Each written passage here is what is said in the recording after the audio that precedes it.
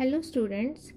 Last time we have started with lesson number 8, the CRIPS mission and the Quit India movement, and our last topic was the Quit India resolution. Today we will discuss the reasons for the failure of this movement.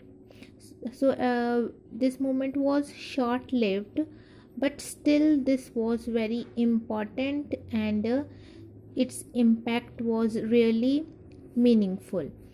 Now, let us start with the reasons for the failure. First is Jayaprakash Narayan assigned its failure to lack of coordination and lack of clear cut program of action. So, according to him, the reason was one, that coordination was there, coordination was not there, and the program, so what they have to do, it was not pre-planned properly. So this was the reason behind its failure.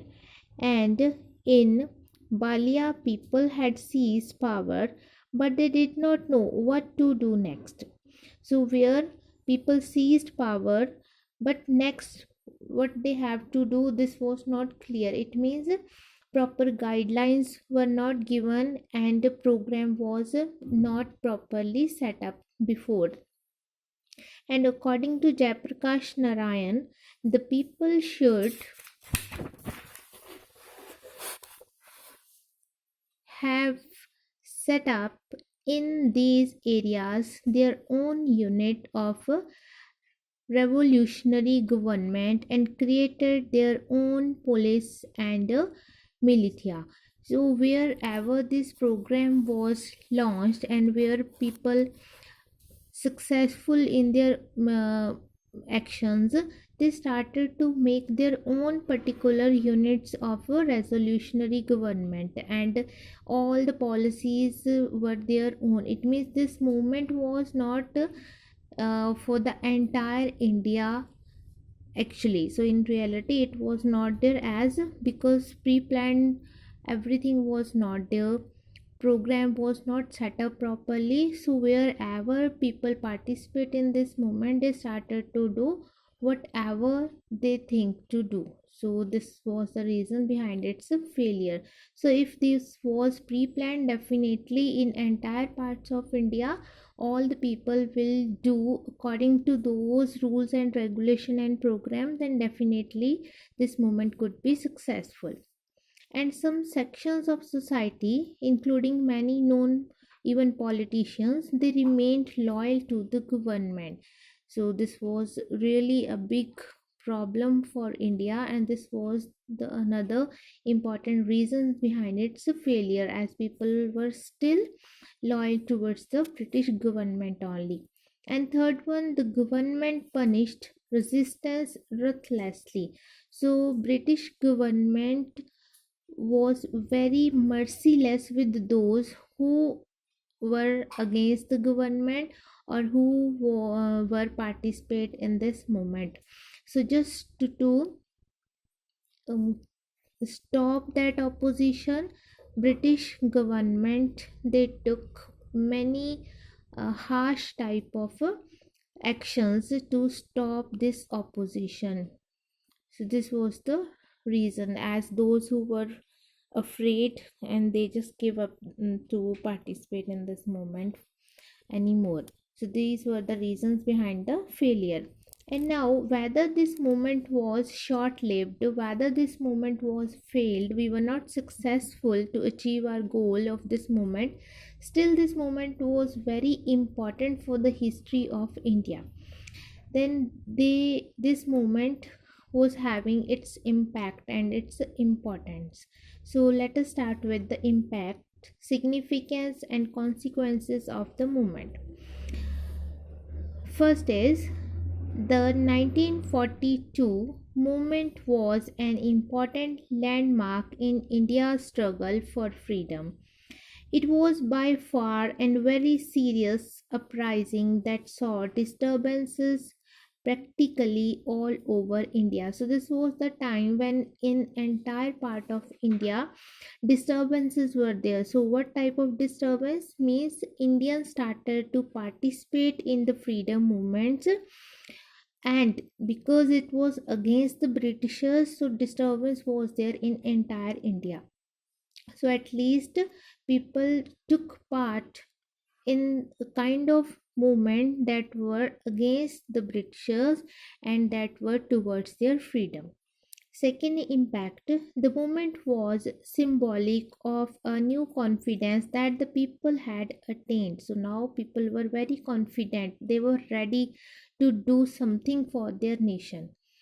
It warned the British that they were not wanted in India. So Britishers are not required anymore in India, and it aroused among people a spirit of total sacrifice. So all are awake, all were ready for sacrifices for the sake of their own country. Third, there was nothing to stop Indians for attaining their freedom. It was just a matter of time. The movement hastened the British decisions to quit India. So as now entire nation was ready for the freedom and entire nation was ready to take action against the British government. So British government was quick to take decisions to quit India. So they were ready to move away from India. And to quote Professor Ishwari Prasad, all talk of dominion status was consumed in the fires of the revolt. So earlier our demand was dominion status, but now everything was changed. India could have nothing short of independence. Quit India had come to stay. It means now dominion status was not our demand. Now we just want total independence and we were ready for any kind of revolt for the sake of our independence. According to Professor S. N. Sen, the Quit India movement strengthened the Congress Socialist Party because of its magnificent and historic role in the movement. So, as they participated in this Quit India movement, as well as they were ready to do for the betterment of Indians, so this Quit India movement strengthened the Congress Socialist Party because of their great role that they have played in history in past time. Its leaders, Jayaprakash Narayan, became almost a legendary figure. The party continued its underground movement till 1944 when it came to an end.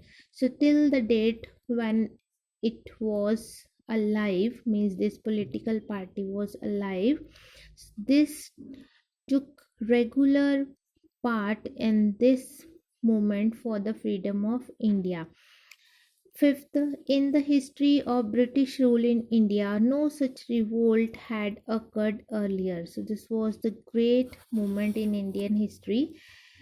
The youngsters of the generations, even school children, the youth, those who were going to colleges and universities, and an older generation of experienced politicians, they all had joined in the struggle of independence. Means from a small kid to the eldest person, they all were took part in this movement. And in the Quit India movement, the Indian Revolution reached its climax.